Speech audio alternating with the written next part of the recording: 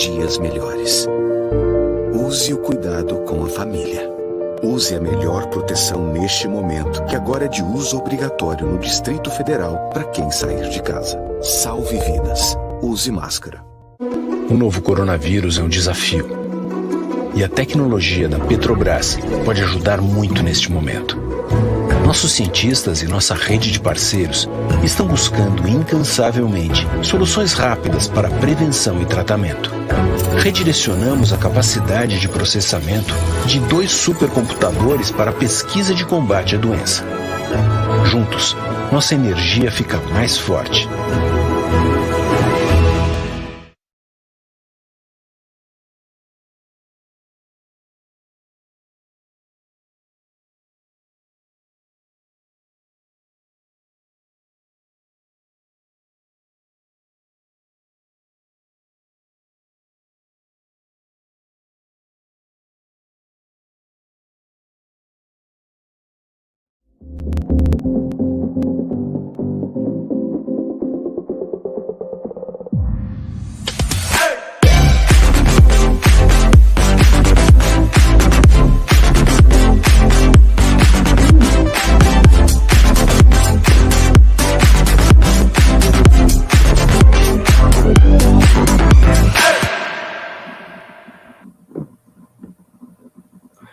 Olá, pessoal. Boa tarde a todos.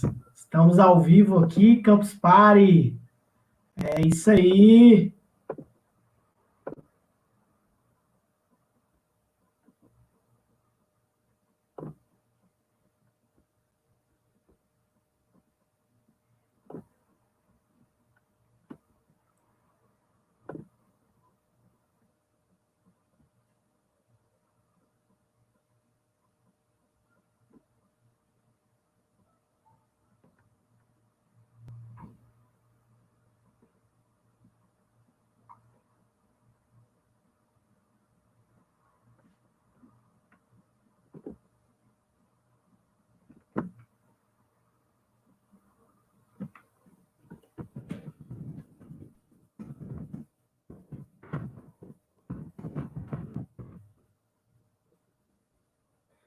Então, pessoal, dando início a essa palestra de hoje, com o tema O Algoritmo Humano, palestra aqui para Campus Party Brasília Online, pela primeira vez um evento online, e eu tenho a honra de participar aqui com vocês.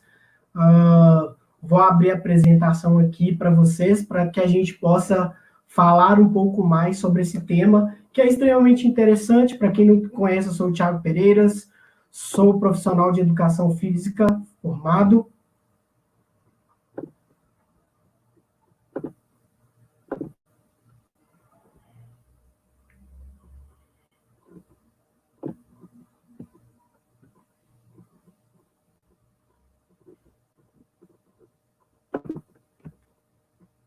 E, então, para quem não me conhece, sou formado em educação física, biohacker, sou business partner da startup Suridata e sou um dos pioneiros do conceito biohack e health automation no Brasil. Bem, hoje o conteúdo principal que eu vou compartilhar com vocês aqui é sobre o algoritmo humano. Bem, pessoal, todos nós somos, de fato, informações. Se a gente for fazer uma análise bem por perto para o funcionamento do nosso cérebro, no nosso corpo, em termos básicos, nós somos informações genéticas, informações epigenéticas, informações químicas, informações da atividade elétrica do nosso coração, do funcionamento químico do nosso corpo, somos linguagem, somos interações, somos atividades e comportamentos. Então, nós somos informações, de fato. Se nós somos informações, nós temos uma conexão direta, não apenas com o conceito de ser um computador, mas somos também um algoritmo. Bem, se nós somos algoritmos, portanto, nós temos muitas informações. O nosso algoritmo, pessoal, ele foi moldado pela lei da selva, porque durante o período dos nossos ancestrais, era muito incerto a sobrevivência. Nós vivíamos em bandos, nós vivíamos incertos das caçadas, nós não, o nosso algoritmo, o nosso cérebro, conectado com o nosso corpo, vivia sobre uma incerteza muito maior do que nós estamos vivendo hoje, em função do coronavírus, porque não se sabia muitas das informações básicas que nós temos hoje o tempo todo via internet. Então, a lei da selva, ela moldou o nosso algoritmo. E como que ela moldou? Ela transformou o nosso corpo em uma quantidade de dados. Por quê?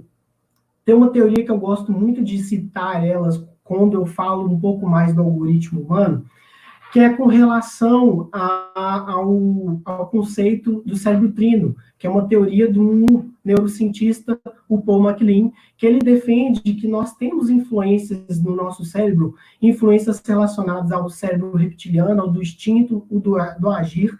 A gente também tem influência do nosso emocional, do nosso sentir, e a gente tem influência desse neocórtex, desse racional, ou seja, a gente tem características mamíferas, a gente tem características reptilianas, e esse nosso algoritmo, ele foi moldado pela lei da selva exatamente por conta disso. A gente percebe que todas essas influências estão no nosso cérebro, e a gente precisa entender melhor elas para poder dar esse passo a passo dentro desse conceito humano. A gente sabe também, o próprio Maslow, né, a pirâmide de Maslow das necessidades básicas, né, necessidades fisiológicas, necessidades de segurança, necessidades do social, da estima de realização pessoal, tem uma conexão direta com essas porções cerebrais, essas porções mais viscerais, mais básicas, que é do reptiliano. Depois a gente sobe um degrau do mamífero, né, que é a questão do social, da estima, e a gente chega ao neocórtex, que é o ponto mais evolutivo nosso, do nosso algoritmo, né? Então, vocês percebem que existe, sim, uma conexão entre segurança e necessidades fisiológicas, que vem desse visceral, desse réptil, dessas necessidades básicas do agir. Depois a gente tem outra camada, que é esse social, da estima, que tem uma conexão direta com a questão do mamífero, e a gente tem também uma questão que é da realização pessoal, que é muito mais evoluída dessa porção do neocórtex. Eu também sempre gosto de dizer que quando a gente vai falar desse algoritmo humano, do nosso algoritmo, é importante a gente entender, pessoal, que cerca de 95% das atividades que a gente faz são inconscientes, ou seja, tem uma conexão direta com muitas atividades do nosso dia a dia a gente faz inconsciente. Ninguém pensa que vou passar a marcha do carro, vou digerir meus alimentos. Então, são atividades automatizadas, porque o nosso cérebro só recebe informações padronizadas. Então, há uma relação muito interessante com tecnologias, inclusive do conceito do algoritmo, da inteligência artificial. A gente tem 5% das nossas ações são conscientes, as outras 95% são inconscientes. No caso, o subconsciente está atrelado ao cérebro límbico, que é o cérebro do mamífero, e a gente tem também o inconsciente, que é conectado com o cérebro visceral, o reptiliano. E isso é muito importante até para a gente entender o modelo de funcionamento da nossa mente e como que a gente pode hackear ele, como que a gente pode dar passos além do mesmo. Então, como vocês podem perceber, inclusive o Daniel Kahneman, ele falou no livro dele, Rápido e Devagar, algo extremamente interessante. Ele demonstrou, pelo livro dele, o funcionamento da nossa mente, que é o rápido 1, que é o inconsciente, que são atividades rápidas que você faz, automatizadas, e isso a gente leva em relacionamentos pessoais e profissionais, enquanto que o Devagar 2 é mais consciente, é mais algo relacionado ao que você precisa raciocinar, por isso que ele é devagar. E, como eu disse, 95% das nossas atividades são inconscientes. A gente faz sem saber por que a gente está fazendo. E há um motivo muito certo, porque durante a primeira infância, que é um período muito importante na vida de todos nós, seres humanos, principalmente com relação a essa questão do algoritmo humano, até para entender mais sobre ele, a gente tem um período em que a gente absorve tudo dos adultos. No período, principalmente desde o seu nascimento, da sua concepção, até os 7 anos, que é a primeira infância, é o momento que mais você sofre influência na linguagem, nas capacidades sensoriais, nas funções cognitivas e, claro, traumas, crenças, todo esse processo, né, fisiológico é realizado durante esse período. E eu gosto sempre de fazer essa seguinte associação. Na Suridata a gente fala muito sobre isso, por ser uma startup de análise de dados de plano de saúde, a gente sabe que é uma linha de dados. Você começa a produzir a sua linha de dados antes do seu nascimento e ela vai durante a sua concepção e tem grandes influências durante esse período até os 7 anos. E isso é muito importante, porque é o período de formação das sinapses, das primeiras sinapses, da sua primeira linha de dados. Então, é fundamental esse entendimento, porque para a gente entender melhor todas essas informações que nós temos e todo esse funcionamento do algoritmo humano. Eu sempre gosto também de mostrar essa imagem aqui, essa imagem aqui é relacionada ao modelo mental. Cada pessoa traz no seu algoritmo humano um jeito de ver o mundo, um seu modelo mental. Então, vocês podem perceber nessa imagem que a gente tem duas pessoas vendo a mesma imagem, mas com um modelo mental totalmente diferente. E isso é muito importante, porque a gente passa a entender melhor porque que cada pessoa tem um jeito de ver o mundo. Esse conceito é um conceito do modelo mental, ou seja, cada pessoa tem o seu próprio modelo mental, e esse modelo mental, ele é formado a partir das suas experiências, dos seus conhecimentos, dos seus sentimentos, né? Porque o cérebro límbico, o cérebro reptiliano, essa representação dessa forma, né, gente? Lembrando que o cérebro é uma mistura disso tudo, tá? A gente constrói nosso modelo mental, porque é como a gente interage, como a gente observa o mundo. Então, tem toda essa questão de conhecimento, de sentimentos, e tem uma conexão direta com esse período que é a primeira infância. Então, para você entender as suas atividades, é importante você tirar do seu inconsciente e trazer para o seu consciente, porque muitas das atividades sofrem desse processo. Não preciso nem dizer o tanto que a influência não apenas dos pais, dos cuidadores, mas de toda a família, das representações que você tem. Eu costumo dizer que com o tempo você vai se reprogramando, com o tempo você vai ressignificando, com o tempo você vai criando novas linhas de dados.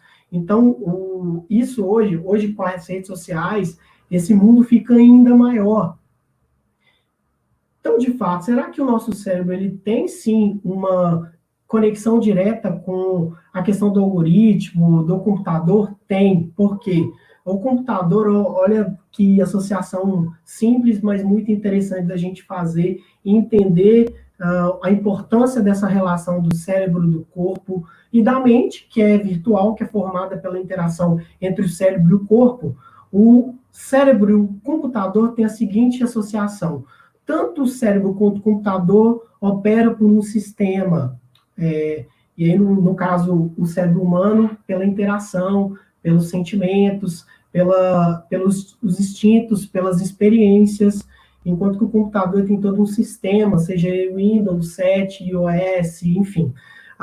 Temos também a questão da memória. A gente carrega uma memória no nosso cérebro que ela é sempre absorvida, ela é sempre programada, desde quando a gente tem um período de concepção. Alguns estudos demonstram que até antes um pouco a gente já tem essa experiência na barriga das nossas mães.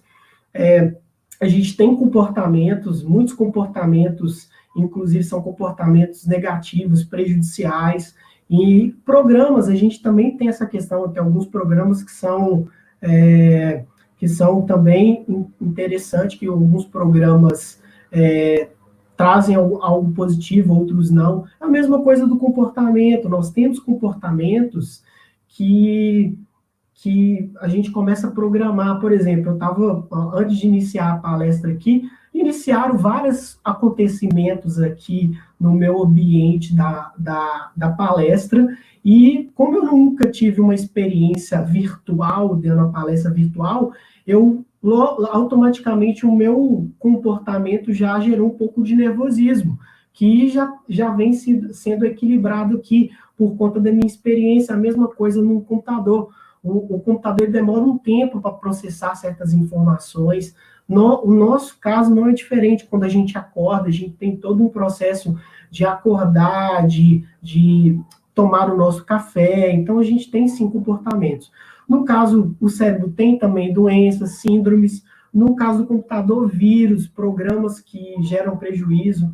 Essas associações são muito importantes para lá na frente, que eu vou falar hoje ainda nesse conteúdo, que é com relação ao transhumanismo, que é com relação ao Quantify Self, que são temas que estão relacionados com esses próximos passos que a humanidade vai passar.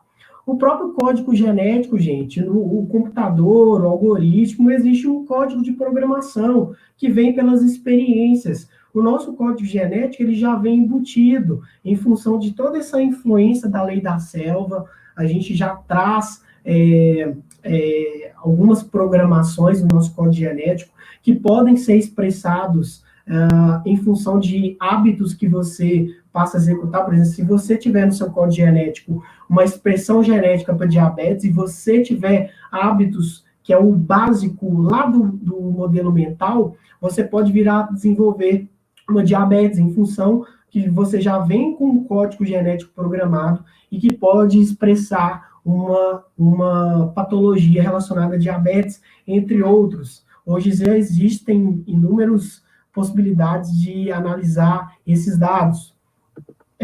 A gente tem também essa relação de vírus e doenças. O computador também costuma ter vírus, nós temos as doenças. Então, há, sim, relações bem interessantes que eu não poderia deixar de citar, já que o tema da palestra é algoritmo humano, entender mais do nosso próprio algoritmo e essa associação com essas tecnologias.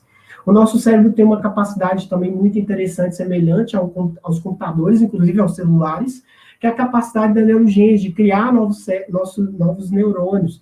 Isso é um mito, gente. Ninguém nasce com a mesma quantidade de neurônios e morre com a mesma quantidade de neurônios. A gente pode e deve aumentar a quantidade de neurônios e, com isso, melhorar e aumentar a inteligência.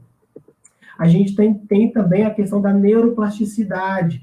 Com os anos, ela vai diminuindo, mas a neuroplasticidade é a capacidade de se adaptar a novos cenários. Como eu estou me adaptando a esse novo cenário aqui com vocês, dando essa palestra para muitas pessoas para esse tema. Então, a neuroplasticidade, ela está em todos, cada um. E no caso dos computadores, do próprio algoritmo, é a questão da capacidade de se adaptar, de se reprogramar.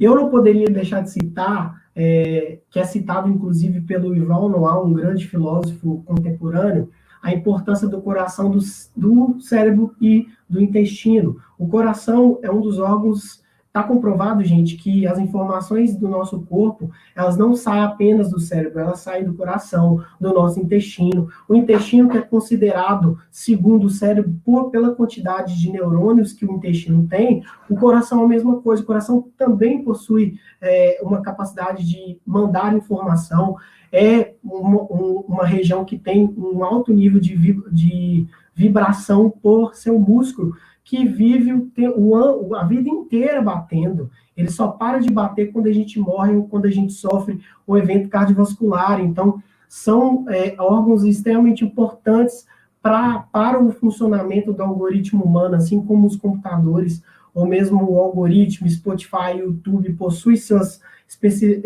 especialidades. O coração, o cérebro e o intestino também. Não precisa nem dizer a importância do cérebro aqui. O cérebro foi moldado pela lei da selva, então a sobrevivência e passar o seu código genético para frente, no caso, o sexo, é algo que já vem embutido em função dos nossos ancestrais. Então, quando a gente passa a saber a importância de cada um desses órgãos para o nosso corpo, a gente literalmente chega a um patamar de super-humanos. E, bem, atualmente, tudo é dado. O dado é o novo petróleo. E, claro, que o nosso algoritmo, nosso cérebro, coração, intestino, pele, isso tudo está interligado e nosso corpo também tem dados, nosso corpo também tem KPIs. Tanto é que as grandes empresas já perceberam isso, o Google já percebeu isso com assistente virtual, o Facebook já vem criando grupos, já vem criando assistências para patologias, o próprio Instagram, a própria Alexa já vem fazendo esse movimento pró-bem-estar, pró-saúde, a própria Apple com o Apple Watch, que vem cada vez mais evoluindo a tecnologia. Não é à toa, gente. As grandes empresas, já perceberam o grande potencial que é o corpo humano.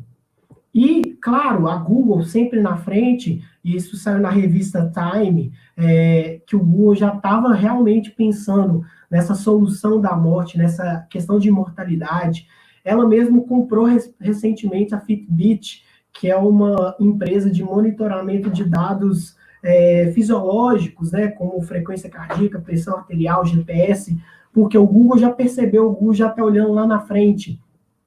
E existe um movimento super interessante que vem acontecendo no mundo inteiro, no Brasil não é diferente, que é o movimento do Quantify Self, que é o movimento do autoconhecimento por dados. Eu não sei quem está vendo aqui a palestra e já associando pelos wearables. Quantos wearables a gente usa hoje? Quantos celulares a gente usa? Quanta tecnologia? Enquanto eu estou fazendo esse conteúdo, essa palestra junto com vocês, tem um notebook aqui ligado, outras ferramentas aqui para me assessorar, para me gerar dados do conteúdo que eu estou fazendo para vocês. Então, isso é uma tendência cada vez mais forte, não é moda, gente. O autoconhecimento por dados vai ser cada vez maior. E o Quantify Self, o conceito básico, é exatamente fazer monitoramento, é você usar sensores, implantes, é você mensurar os seus dados, é você ser um beta tester, é você testar os seus dados. E a gente tem monitoramento de comida, de exercício, de atividade, de batimento cardíaco, de microbioma, que é a questão do intestino, monitorar a qualidade das suas microbiotas. O DNA, já existem exames de monitorar seu DNA, de entender quais são as doenças que você pode vir a ter, a questão da produtividade, cognição, de sono, de emoções. Então a gente tem um aparato jamais imaginado pelos nossos ancestrais. A gente realmente tem o poder de monitorar esses conhecimentos nas nossas mãos. Bem, a transformação da humanidade está claro, está cada vez mais forte essa transformação. Tenho que dizer que a lei de Moore, que é a lei criada pelo Gordon Moore, no qual ele defendeu que haverá a cada 18 meses uma multiplicação da capacidade de processamento, essa lei em 2020 ela chegaria teoricamente ao fim. E aí que tá, porque ela não vai chegar ao fim, ela vai se associar a outros processos, como é a lei de Carson, no qual há uma defesa de que o preço pelo sequenciamento genético vem diminuindo cada vez mais. Isso demonstra que a gente está, sim, caminhando para a chamada singularidade tecnológica. Temos um problema que, em alguns aspectos nós somos lineares, até porque nosso corpo ainda é muito primitivo e ainda traz muitas informações, muitos dados ancestrais. O fato é que existe uma angulação desse tempo da singularidade tecnológica, no qual o ser humano vai passar a entrar nessa era transhumanista, nessa época biohacking para transhumano. Por exemplo, em 2015, um dos dados já havia uma associação que o nível de tecnologia estava da capacidade cerebral de um rato. Então, é questão de tempo, e aí alguns futuristas, como o Ray Kurzweil, defende que será em 2023, quando essa singularidade tecnológica acontecerá e haverá uma ultrapassagem da capacidade humana. Bem, Na década de 80, 70 e 80, o foco era o computador, gente. Só que hoje, desde os anos 2000, o foco passou a ser corpo humano. E aí, uma empresa que eu posso citar, que fez essa transição muito bem, é a Apple. A Apple, na década de 80, tinha essa relação, e agora ela já está num outro patamar. Então, existe, sim, uma evolução do progresso humano, e nós estamos caminhando para essa questão do transhumanismo e dessa singularidade, galera. E, de certa forma, na minha visão, nós já estamos conectados com os computadores, a gente está conectado com os computadores, com os celulares, já faz parte do nosso dia a dia, já faz parte da nossa conexão, então eles já estão no nosso dia a dia. A gente já está vivendo um pouco o transhumanismo, porque quem aqui lembra o telefone de pelo menos 15 amigos? É muito difícil.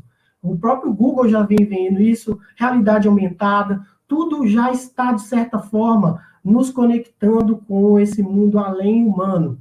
E, claro, o conceito básico de biohack, para quem não sabe, é a arte e a ciência de otimizar corpo, mente e vida, tá? Usando eletrônico, usando conceitos médicos. O próprio conceito básico, existem várias possibilidades de hackear processos como memória, como mindset, como sons, enfim, esse assunto é para um outro dia. Existem biohackers já fazendo isso, atrasando envelhecimento em super ratos, fazendo testes até por conta do Covid, existem biohackers fazendo teste com HIV, e existe também um médico na China que ele literalmente, o geneticista, que ele editou o gene de um bebê e foi condenado a 3 anos de prisão usando a técnica CRISPR. Então, já estamos vivendo muito do que o Yuval Noah fala, que é o transhumanismo. Existe o conceito do Human Augmentation, que saiu na revista Gardner, que é o aumento da capacidade humana. Então, outra tendência que demonstra o quanto que o algoritmo humano vai se buscar esse novo patamar. O transhumanismo é esse conceito, o próprio Elon Musk já vem falando sobre isso, a empresa, a startup Neuralink já está prevendo isso, que a gente precisa aumentar a capacidade cognitiva nossa quando as máquinas nos ultrapassarem. O próprio Neil Robson é um cara que já vem fazendo isso, ele é um cyborg considerado, ele já tem uma anteninha, vocês estão vendo, depois quem quiser só pesquisar. Então, nós já estamos no estágio de evolução considerada transhumanista, a gente já está no segundo estágio, fazendo conexão direta com realidade virtual, cibernético, enfim, a gente já está saindo do ponto 1 e entrando para o ponto 2, como vocês podem perceber. Nós estamos, de certa forma, caminhando para sermos algoritmos híbridos. Hoje nós somos algoritmos únicos, e nós somos algoritmos bem ancestrais em alguns aspectos, mas a tendência natural é a gente ser como o Ray Kurzweil já disse, que a gente nós nos tornaremos híbridos. Quem tiver alguma dúvida, eu vou liberar aqui agora. Queria agradecer a todos vocês. Faltou só eu colocar os meus contatos aqui. Acho que eu ainda tenho 2 minutinhos ainda. Quem quiser, é só me seguir no Instagram, Thiago Pereiras.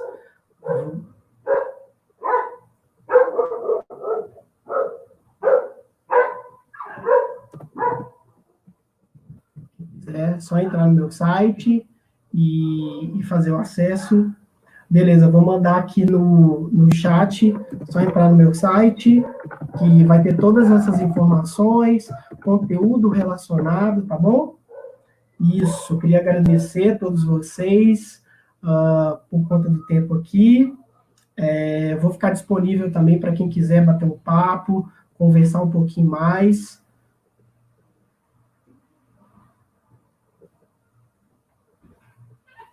Então, eu queria agradecer imensamente o convite da Campus Party Brasília, queria convidar todos vocês para que possam acessar as minhas redes e que esse papo possa continuar e a gente possa entrar nessa linha cada vez maior de evolução desse passo que nós, como humanidade, estamos dando, tá? Muito obrigado a todos vocês e